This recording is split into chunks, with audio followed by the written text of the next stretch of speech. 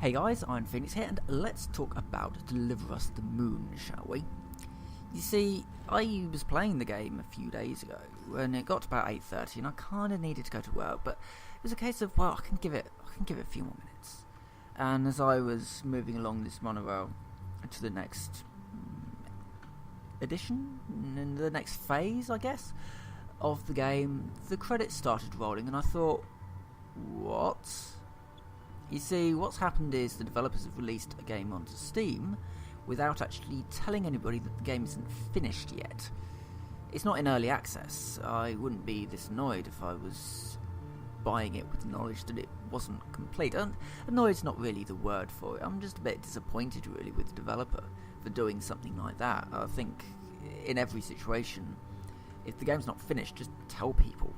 Don't, essentially mask it by at the end we've got the credits saying we're going to finish this at some point, because before that I had no reason to not like the game, and even to this point I couldn't say that the game is bad in any way. It was solid through and through. There were some optimization problems on the moon. Certainly the frame rate wasn't even running anywhere near 30 FPS, which is what it had been doing in sort of the interiors.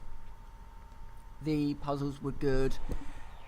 There was some time sections. There was a couple of QTEs. One reasonably close to the beginning, sort of in the first act, and then there was one later on which added a little bit of more of a time element to it. And there were some timed events where you have to do something in a specific time, and there's sort of lots of jumping and moving up ladders and finding oxygen canisters. Everything just sort of worked, really. The game just sort of flowed in a very, very realistic way, and you liked the characters. You wanted to find out more. You wanted to find out what the conspiracy was that was going on in this scenario. And then it just ended, and I don't know what to say about that. Apart from this video, which is kind of going into the sort of a little bit of a buyer beware, I guess, that Deliver Us the Moon is not complete, and they should be saying that right from the get-go on the store page. This game is not complete. The first two phases are in the game. The final third phase will come along at some point as free DLC.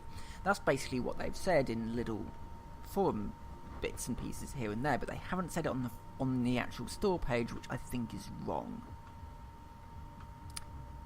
It should be obvious. It should be obvious when you're buying something, no matter what you're buying, that it should be clear, it should be there.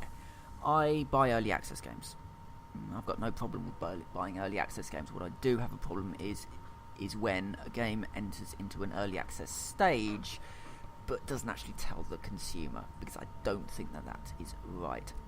So I hopefully they will finish the last phase soon.